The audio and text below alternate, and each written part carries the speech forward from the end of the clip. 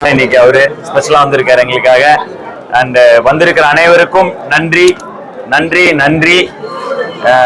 தமிழ்நாடு முழுக்க ஒரு பயணமா நேற்று தூத்துக்குடி ஆரம்பிச்சு மதுரை, நைட்டு திருச்சி, நைட்டோட நைட் அப்படியே கிளம்பி வந்து காலைல தான் சேர்ந்தோம். ஸோ வந்து இன்னும் நாங்க எல்லாம் தூங்கல, அதனாலதான் பார்க்க கொஞ்சம் ஜாம்பிஸ் மாதிரி இருக்கும். ஆனா வந்து உள்ளுக்குள்ள பயங்கர எனர்ஜியா இருக்கும் ரெஸ்பான்ஸ் எல்லாம் பார்த்து. அண்ட் என்னுடைய சொந்த ஊரான கோவையில வந்து இன்னைக்கு இறங்கி இருப்பது எனக்கு பெரும் மகிழ்ச்சியை அளிக்கிறது. இங்க உங்களோட சேர்ந்து நான் படம் பார்க்க போறேன் கொஞ்ச நேரம். ஸோ அதனால அதுவும் ரொம்ப சந்தோஷமா இருக்கு. வருகை தந்திருக்கும் பத்திரிகை நண்பர்கள் அனைவருக்கும் எனது நன்றி நன்றி நன்றி. கார்த்தி, அதான் இப்போ ஓவராலாவே எல்லா இடங்களையும் ரெஸ்பான்ஸ் வர்றது சொல்றது விமனுக்கு ரொம்ப பிடிக்குதுங்கிறது தான். விமனுக்கு நடக்கிற ஹராஸ்மெண்ட்டுக்கு அப்புறம் அவங்களோட மனநிலை வந்து எப்படி இருக்கு? இப்போ விமனுக்கு ஒரு ஹராஸ்மெண்ட் நடந்துச்சுன்னா குற்றவாளிக்கு என்ன தண்டனைங்கிறத நம்ம நிறைய பேசிட்டோம். அவங்களுக்கு வந்து தூக்கு தண்டனை கொடுக்கணும், இந்த மாதிரி நிறைய பேசிட்டோம். அதுக்கப்புறம் அந்த பெண்ணோட மனநிலை என்ன, அதுக்கப்புறம் அந்த சமுதாயம் உங்க சுத்தி இருக்கிறவங்க எல்லாரும் அவங்களை எப்படி பாக்குறாங்க, அதனால அந்த பெண்ணுக்கு என்னென்ன மன உளைச்சல்கள்லாம் வருது, அதுல இருந்து அவங்க எப்படி மீண்டு வரலாங்கிறது தான் நம்ம பேசியிருக்கோம். அதை வந்து கொஞ்சம் அழகான கதை கோர்வையாகவும் ஒரு கிளைமேக்ஸ் வந்து இப்ப எல்லாம் எக்ஸ்ட்ராடினரி கிளைமேக்ஸ்ன்னு சொல்றாங்க. ஸோ ரொம்ப சந்தோஷமா இருக்கு. அப்படி ஒரு கிளைமேக்ஸாவும் கொடுத்து அதை அழகா கொடுத்துருக்கோம். ஒரு சிம்பிளா சொன்னோம்னா ஒரு கனகவேலுங்கிற ஒரு பிடி சார், அவன் ஸ்கூல்ல நடக்கிற ஒரு விஷயம் பக்கத்து, அதாவது ஒரு குரூப் ஆஃப் இன்ஸ்டிடியூஷன் பக்கத்துல காலேஜ்ல இருக்கிற ஒரு பெண்ணுக்காக அவன் எப்படி தனக்கு அதாவது பயந்தாங்கொல்லி அவன். ஸோ அவன் பக்கத்துல ஒரு அநீதி நடக்கும்போது நம்ம ஒவ்வொருத்தர் மாதிரியும் எப்படி ஒரு சாமானியனா இருந்து அவன் எப்படி அதை வந்து தட்டி கேட்கறாங்கிற மாதிரி ஒரு கதைக்களம் அமைத்து ரொம்ப சுவாரஸ்யமா பயங்கர ஜாலியான காமெடி படம் மாதிரி இருக்கும். பட் ரொம்ப சீரியஸான ஒரு மெசேஜை சொல்லக்கூடிய ஒரு படமா இது அமைஞ்சிருக்கு. அண்ட் பெண்கள் நிறைய பேர் வந்து பார்த்துட்டு இருக்காங்க. எல்லாருக்குமான படம், பெண்கள் அதிக அளவுல பாக்குறதுனால அது பெண்களுக்கான படமா மாறிக்கிட்டு இருக்கு.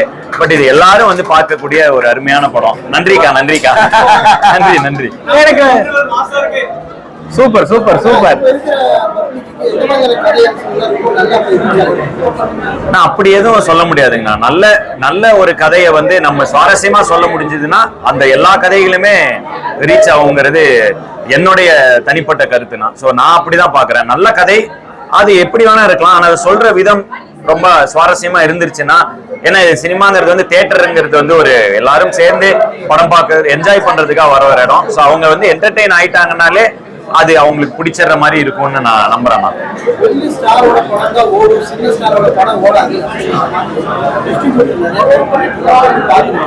நான் சின்ன ஸ்டார் தான், இந்த படம் ரொம்ப நல்லா ஓடிக்கிட்டு இருக்கு.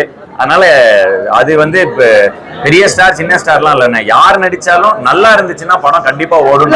மக்கள் வந்து கொஞ்சம் நல்லா பிரிச்சு பார்க்க ஆரம்பிச்சிட்டாங்கன்னு நினைக்கிறேன். ஏன்னா கதை நல்லா இருந்தா, டாக்ஸ் நல்லா இருந்தா, எதை பத்தியும் யோசிக்காம ஃபேமிலியா தியேட்டருக்குள்ள வர்றாங்க.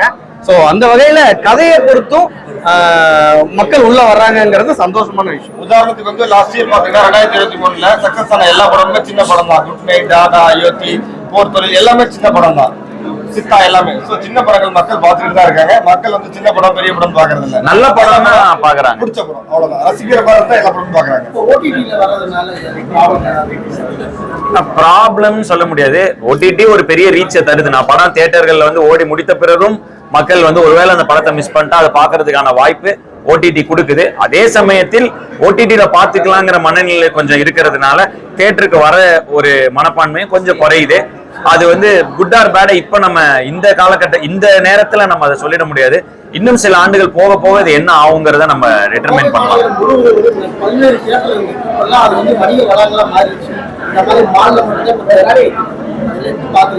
அது வந்து ஒரு கோவை நகரம்னு ஒண்ணு டெவலப் ஆக ஆக அந்த இன்ஃப்ராஸ்ட்ரக்சர் மாற மாற அதுக்கேத்த மாதிரி மாறிடும். அப்படிதான் இத பாக்குறோம்.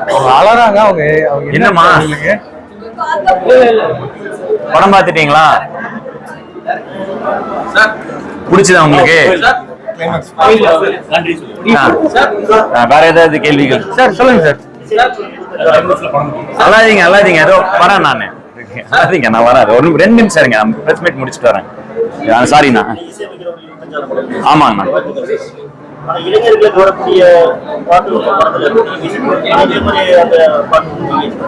இந்த படம் வந்து இது ஒரு குடும்ப விஷயங்கள் சூழலை வச்சு சொல்ற படங்கிறனால அதுக்கு என்ன இசை தேவையோ அந்த